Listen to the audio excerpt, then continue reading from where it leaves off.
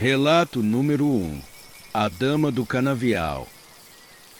Meu nome é Rodrigo, e o que vou contar aqui não é apenas uma história. É um aviso. Cresci em Pernambuco, em uma cidade pequena cercada por canaviais. Quem mora por aqui sabe que esses campos guardam mais do que o silêncio da noite. Eles guardam segredos. Segredos que nenhum de nós deveria tentar desvendar. A lenda que eu conheci desde criança é a da Dama do Canavial. Minha mãe dizia que ela era um espírito vingativo, uma mulher que foi traída e assassinada pelo marido nos campos de cana. Ele a enterrou ali, entre as folhas afiadas, achando que o tempo apagaria seu crime. Mas a dor dela era grande demais para ser esquecida. Dizem que nas noites de lua cheia, ela aparece, vestida de branco, com cabelos longos e desgrenhados, chamando pelos homens que ousam atravessar os canaviais. Eu nunca levei essa lenda a sério. Sempre achei que era coisa de gente supersticiosa, até aquela noite. Eu tinha 22 anos e trabalhava como motorista em um engenho. Era uma noite como qualquer outra, ou pelo menos parecia ser. Meu chefe pediu que eu levasse alguns documentos para uma fazenda do outro lado dos canaviais. Era um caminho curto, mas perigoso. As estradas eram estreitas e as folhas da cana formavam sombras que pareciam dançar sob a luz dos faróis. Peguei o carro e segui pela estrada.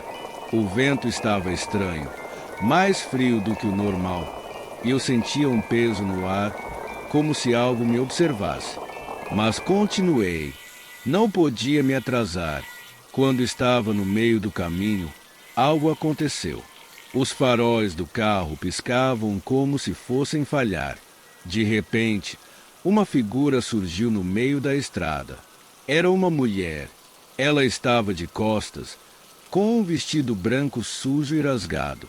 Seus cabelos estavam tão compridos que quase tocavam o chão. Pesei no freio com toda a força e o carro derrapou, parando a poucos metros dela. Eu devia ter dado a ré e saído dali, mas algo me impediu. Talvez fosse curiosidade, talvez fosse medo. Ela se virou lentamente e foi quando eu vi seu rosto. Não era humano. Seus olhos eram negros como carvão e sua pele parecia rachada, como se estivesse apodrecendo. Ela abriu a boca e um grito saiu, mas não era um grito humano. Era um som gutural que fazia os ossos vibrarem. Sem pensar, acelerei. Passei por ela, mas não olhei para trás. O problema é que a estrada parecia não ter fim. Eu dirigia e dirigia, mas nunca chegava ao outro lado. As mesmas árvores, as mesmas folhas de cana, até que o carro simplesmente morreu. O motor parou, os faróis apagaram e eu fiquei no escuro. Apenas o som do vento entre as folhas me cercava. E então eu a ouvi, um sussurro: Rodrigo, meu nome, vindo de todas as direções. Peguei meu celular, mas ele não tinha sinal. Eu estava sozinho, ou pelo menos pensei que estava. De repente, senti algo puxar minha camisa. Me virei rápido, mas não havia nada ali. Quando voltei a olhar para a frente, ela estava lá, no capô do carro, olhando para mim com aqueles olhos negros e vazios. Ela estendeu a mão e eu senti um frio cortante atravessar meu corpo. Foi como se minha alma estivesse sendo arrancada. Não sei como consegui sair do carro. Corri pelos canaviais, mas parecia que as folhas me agarravam, cortando minha pele. Podia ouvir seus passos atrás de mim, lentos, mas constantes. E aquela voz: você não devia ter vindo aqui. Tropecei e caí. Quando olhei para cima, ela estava ali, pairando sobre mim. Sua mão se aproximou do meu rosto e eu senti um calor insuportável. Achei que era o fim, mas então ouvi um som, uma reza. Era o velho seu Antônio, que trabalhava nos canaviais. Ele tinha visto meu carro parado e veio procurar por mim. A presença dele e suas orações pareceram afastá-la. Ela desapareceu, deixando apenas o som do vento e o cheiro de queimado no ar. Nunca mais voltei aos canaviais à noite. Ninguém acredita completamente na minha história, mas eu sei o que vi. E se você estiver em Pernambuco, em uma noite de lua cheia, e ouvir uma voz chamando seu nome entre as folhas, não olhe para trás. Apenas corra, porque a dama do canavial ainda está lá, esperando por sua próxima vítima. Relato número 2. O Homem da Ponte. Meu nome é Mariana e eu sou jornalista. Cresci ouvindo histórias sobre lendas urbanas em Pernambuco, mas nunca pensei que uma delas mudaria minha vida. Estou aqui para contar o que vivi, não como uma história, mas como um aviso. Se você ouvir falar do Homem da Ponte, nunca pare para olhar. A lenda diz que, em uma estrada antiga que cruza um rio no interior do estado, existe uma ponte assombrada. Reza a história que, na década de 1950, um homem chamado José, um pescador conhecido pela cidade, desapareceu misteriosamente. Ele foi visto pela última vez atravessando aquela ponte durante a noite, em uma noite de chuva. Dias depois, seu corpo foi encontrado no rio, mas algo estava errado. Seu rosto estava congelado em uma expressão de puro terror.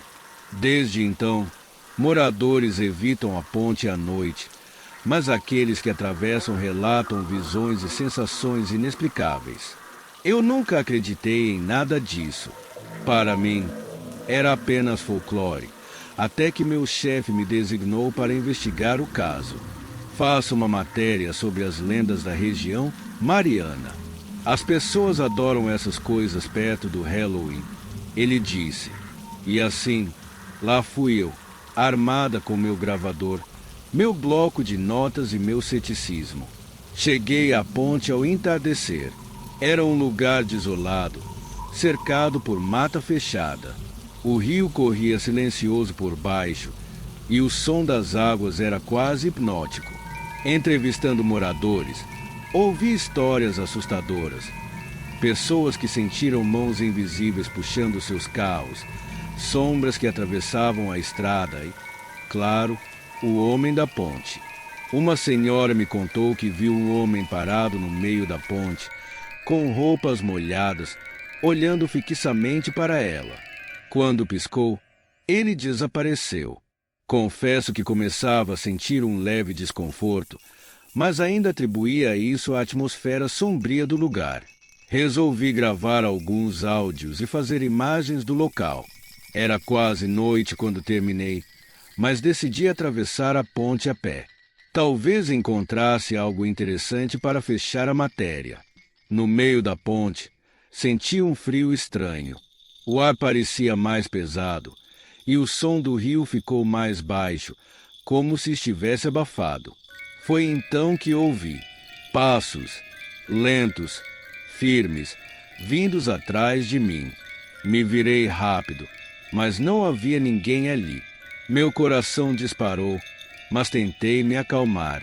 Deve ser minha imaginação, pensei. Continuei andando, mas os passos voltaram. Dessa vez, pareciam mais próximos. Peguei meu celular para usar a lanterna, mas ele não ligava. Sem sinal, sem luz. Foi quando percebi uma figura no fim da ponte. Era um homem, parado, de costas para mim. Ele vestia roupas simples, mas estavam completamente encharcadas. O cabelo pingava água, e ele parecia murmurar algo. Chamei por ele, pensando que poderia ser algum morador, mas ele não respondeu. Dei um passo na direção dele, e ele se virou lentamente. Seu rosto era uma coisa que nunca esquecerei. Os olhos eram dois buracos negros sem vida. A boca se abriu em um sorriso impossivelmente largo, revelando dentes podres e afiados. E então ele falou: "Você também vai atravessar." Corri. Corri como nunca havia corrido antes, mas parecia que a ponte não tinha fim. A figura estava em todos os lugares, ao meu lado, atrás de mim, à minha frente. Sua voz ecoava em minha mente, repetindo: "Você também vai atravessar." Quando finalmente alcancei o outro lado, tropecei e caí. Olhei para trás e ele não estava mais lá. Voltei para casa em choque. Tentei contar a história ao meu chefe, mas ele riu e disse que eu devia estar exausta. Passei semanas sem conseguir dormir direito. Toda vez que fechava os olhos, via aquele rosto, ouvia aquela voz. Resolvi pesquisar mais sobre o caso e descobri algo que gelou meu sangue. José, o pescador que havia morrido, também era jornalista. Ele estava investigando a mesma lenda quando desapareceu. Agora, eu entendo. O homem da ponte não é apenas uma lenda. Ele é um aviso para não mexermos no que deveria ser deixado em paz. Se você ouvir falar da ponte, fique longe, porque, uma vez que você cruza, ele nunca mais deixa você em paz.